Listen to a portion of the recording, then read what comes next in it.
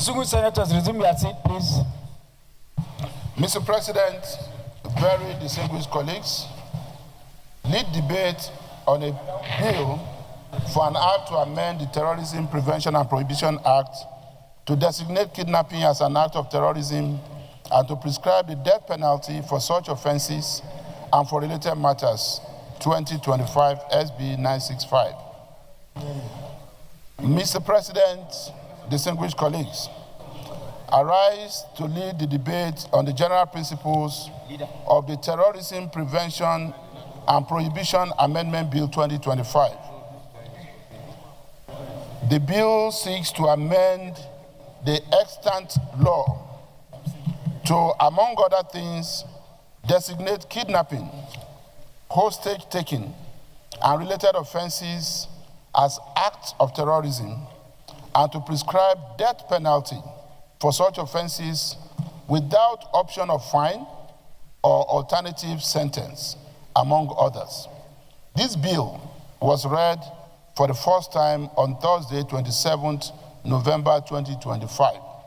And Mr. President and distinguished colleagues, may I also add that this bill is coming pursuant to the resolve of this 10th Senate and the 10th Assembly to join hands with Mr. President and other arms of government in bringing a lasting solution to the insecurity challenge that we are faced with as a country. 3 weeks ago, this hallowed chamber, the Senate held an executive session, and part of the resolutions at the executive session was that the office of the Senate leader should, without any delay, come up with a bill that will redesignate kidnapping as an act of terrorism, thereby attracting a death penalty. So this bill is part of the resolutions of the 10th Senate. This bill, the contemplation of this bill, Mr. President and my colleagues, is a direct response to one of the gravest security challenges threatening the lives, livelihoods, and future of our people. It is a known fact that in our country today, kidnapping has become one of the most pervasive and destructive crimes. What once started as isolated incidents have now escalated into a well-coordinated, commercialized, and highly militarized acts of violence perpetrated by organized criminal groups. So prevalent is the kidnapping situation that there is hardly any region of our country that no kidnapping cases are reported. This development has instilled widespread fear in communities, undermined national economic activities and agricultural output, interrupted children's education, bankrupted families due to payment of ransom, claimed countless innocent lives, as well as overstretched our security forces. The objectives of this bill, Mr. President and distinguished colleagues, are threefold. One, it seeks to designate kidnapping and hostage taking as acts of terrorism. This classification will further empower our security agencies with broader operational authority, intelligence capabilities, and prosecutorial tools available under counter-terrorism law. Secondly, the bill seeks to prescribe death penalty without an option of fine or lesser sentence for kidnapping and hostage taking because of their catastrophic impact on national security and the well-being of the people. This stringent punishment is to serve as deterrence to perpetrators. Thirdly, Mr. President and distinguished colleagues, the bill seeks to dismantle kidnapping networks by enabling stronger enforcement regime aimed at placing kidnapping under the terrorism framework, where relevant agencies can pursue asset tracing and forfeiture, intelligence-led operations, interagency coordination, swift pretrial procedures under terrorism laws, as well as disruption of funding and logistics chains. Mr. President and distinguished colleagues, the pattern of organization, brutality, and destabilization association with kidnapping now carry all the characteristics of terrorism. Therefore, it is no longer feasible to treat these acts as ordinary criminal offenses. As such, the legal framework reflects the true magnitude of the threat. This will ultimately help to weaken the infrastructure that sustains kidnapping syndicates.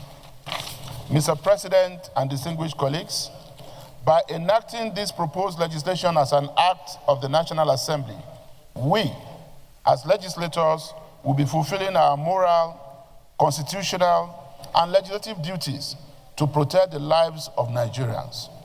And it will undoubtedly send a clear message that Nigeria no longer tolerates kidnapping as an enterprise or weapon of terror. On this note, I therefore respectfully urge my distinguished colleagues to support this bill, your bill, for second reading, and to allow it to proceed to the committee stage for further legislative refinement. I thank you, Mr. President and distinguished colleagues. Distinguished Senator Oshomole. I rise to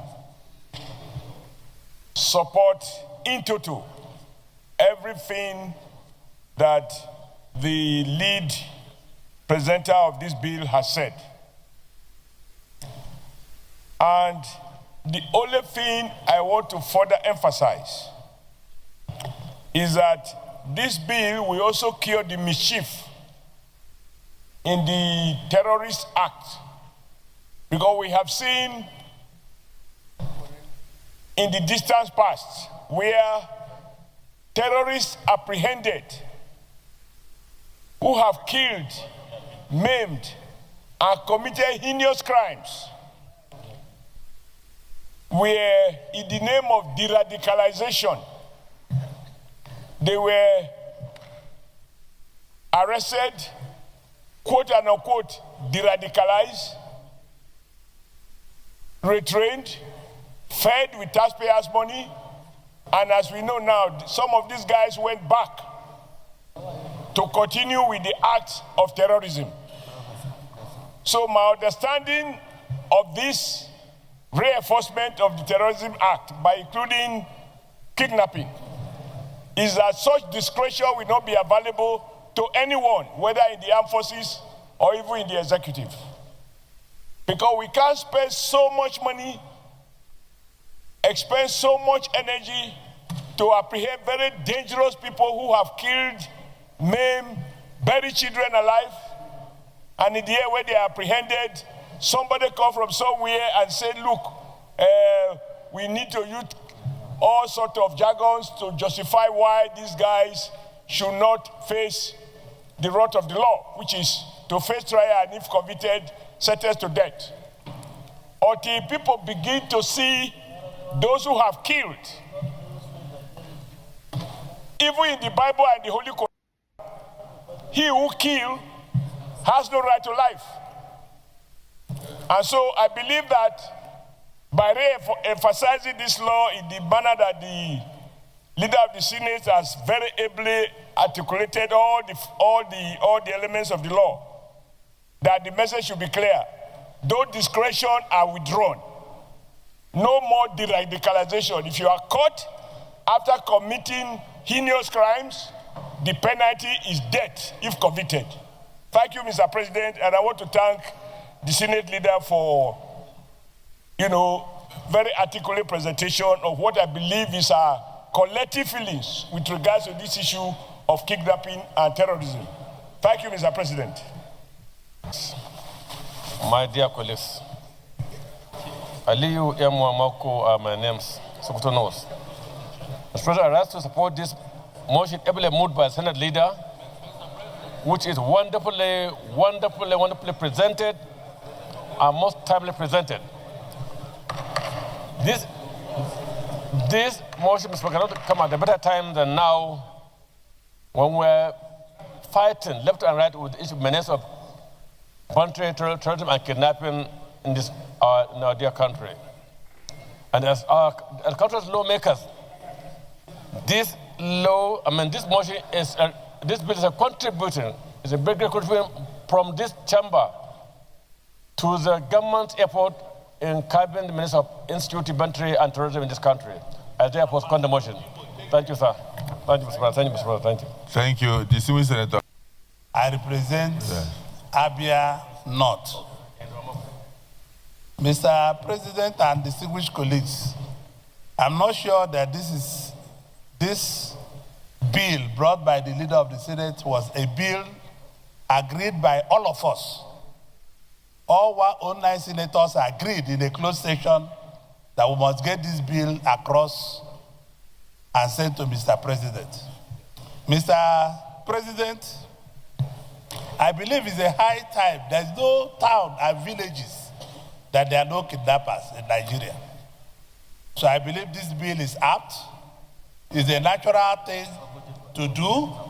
And we will go, as my colleague Wabako said, we go for the informants, sponsors, people they use their houses to do this thing, including everybody involved, whether security agents, whether it's police, whether it's army, whether it's Navy, Air Force, or lawyer, anybody will be putting in that bill. We have to reappraise this bill sent by a Senate leader and touch it up so that it will come to a real standard that will protect Nigerians.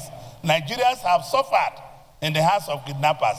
This must stop. I'm a Christian faith, but we don't support death penalty. But I support death penalty for this because people must stop harassing Nigerians. Young girls are raped, women are raped for no reason because they are kidnapped and money taken. People have gone bankrupt in their businesses. Mr. President, let me raise my case and thank you for giving me this opportunity to speak. Well done. Distinguished colleagues, I remain Abamoro. Mr. President, I think quite frankly that this bill is a very straightforward bill. Apart from the content, it was a unanimous decision of the Senate that the Senate leader brings up this bill. And the intendment was very clear, that kidnapping must be properly designated, its consequences aptly identified, and punishments meted out appropriately. And so, Mr. President, I think that we should go ahead and allow for a second reading of this bill in the hope that a properly designated act of criminality with its concomitant punishment will act as a deterrent to the daily occurrence of kidnapping in our country. Particularly, Mr. President, this kidnapping has become a business. A business because negotiations are carried out, ransoms are paid, and so these perpetrators are emboldened by the financial benefits that accrue to their acts to continue to terrorize Nigerians. And of course, I hope very sincerely too that the foundation of this crime must be appropriately identified, even though I do not subscribe to the fact that because of certain conditions, certain persons will take laws into their hands and begin to perpetrate mayhem on the ordinary Nigerians who are also suffering the same environment. And so, Mr. President, I support this bill, and I hope that my colleagues in all will support the bill and that justice will be done to the bill at the public hearing and the bill passed into law to safeguard the lives and property of Nigerians. I so submit, Mr. President. Senator Victor Ume, OFR, I represent Anambra Central Senatorial District. Mr. President, thank you for this opportunity to contribute to the debate on this bill. Kidnapping and the gruesome murders of victims that we have witnessed in this country will irritate every man of conscience to rise to support this bill. When you look at various cases of kidnapping where ransoms have been paid, running into tens, 20, and sometimes 100 million, these kidnappers to receive this money and still kill their victims. We have seen this a lot of times.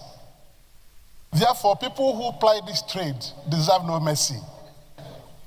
What we have to do is to do everything to provide the law that will brand it act of terrorism, because it is act of terrorism. Their modus operandi does not differ from terrorism. While we make law that this shall be capital punishment for any offender or somebody who is arrested for it, Mr. President, we have to go deep to the people who facilitate these businesses. It's not only the kidnappers that carry gun, abduct their victims that are involved in this business. Financial institutions also are part of it. Because it beats my imagination that people will pay ransom, 100 million naira, through financial payment platforms, and these monies will be received by the financial institutions, and they do not give any lead to the account owners through which these ransoms are received. Many people have gone through hell through this process. Therefore, as we go after the real kidnappers that have identified, we have to go after the financial institutions through which these ransoms are received. Anybody or financial institution that receives any money from a kidnapped victim must be held responsible for it. Because our law forbids banks to indulge in illicit financial transactions. So in passing this bill, maybe during public hearing, we have to identify appropriate punishment to any financial institution that will receive monies collected by kidnappers from their victims. Again, the other issue, Mr. President, that you touched, you said we should take during public hearing, is going after the sponsors. Mr. President, there's no difference between a sponsor and a kidnapper. They are all the same.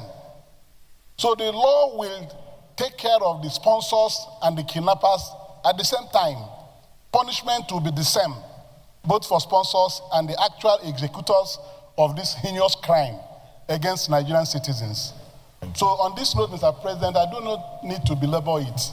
But what is important is also that in making this law, there must be the political will to implement the convictions handed down.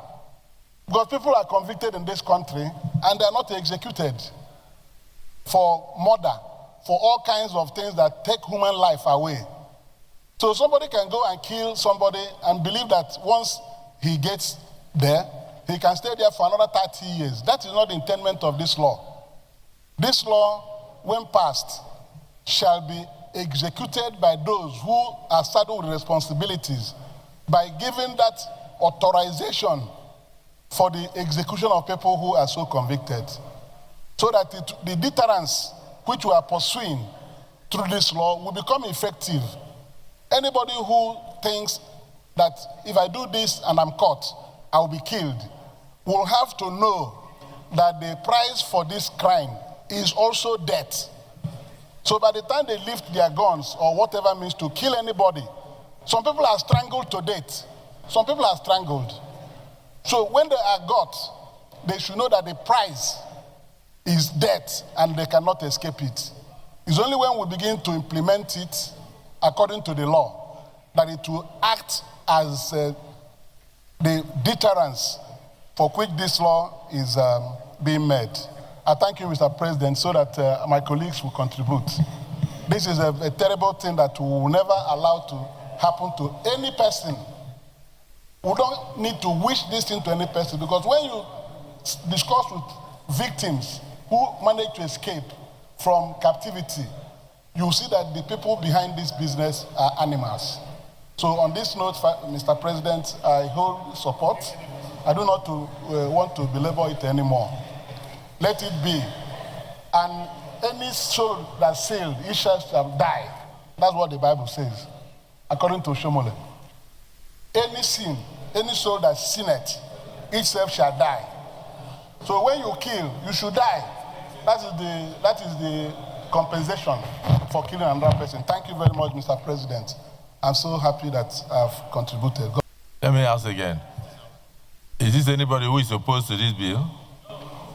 If there is nobody who is opposed to this bill, I just want to remind us that this was the resolution of the Nigerian Senate. So it's not really something we debate. It's something we fast track to go for public hearing and thereafter concurrence. Because in reality, everything you are saying here, you must say it at a public hearing and then panel beat it in order to suit the situation of today. The heading, you want to change it now, or? This is a resolution We haven't come. of an executive session.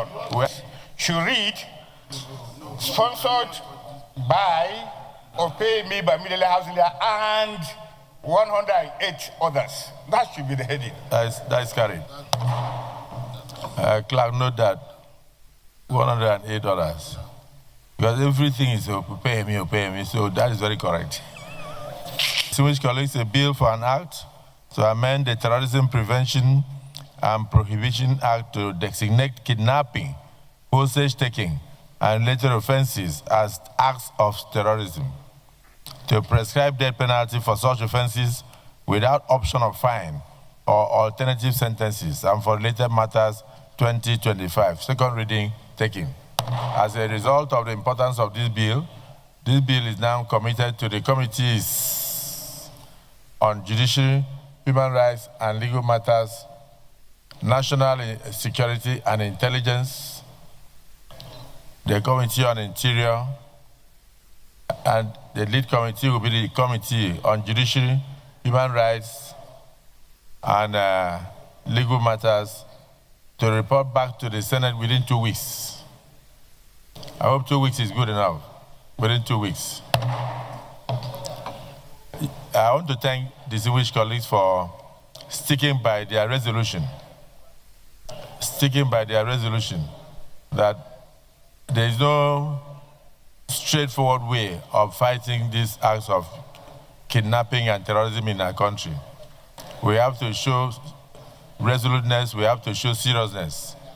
And I do know that once we make this law and it's signed into an act of parliament, it will, of course, override every other thing that is being done in all states of the Federation, because any act that is made by the National Assembly takes precedence over state laws. And as stated in our Constitution, any provision that is in conflict with the federal provision, that provision becomes null and void to the extent of the inconsistency. So for us, this is national, and we have to protect our country. We have to protect the future Nigerians. Otherwise, people will mistake being a medical doctor, being a lawyer, being a parliamentarian to being a kidnapper, because it's almost becoming like a profession. So I want to thank all my colleagues and all that the committees involved should meet immediately and then take the views from the public and revert to us within 2 weeks because of the seriousness of the occasion. I thank you all. Yes, Senator Goje.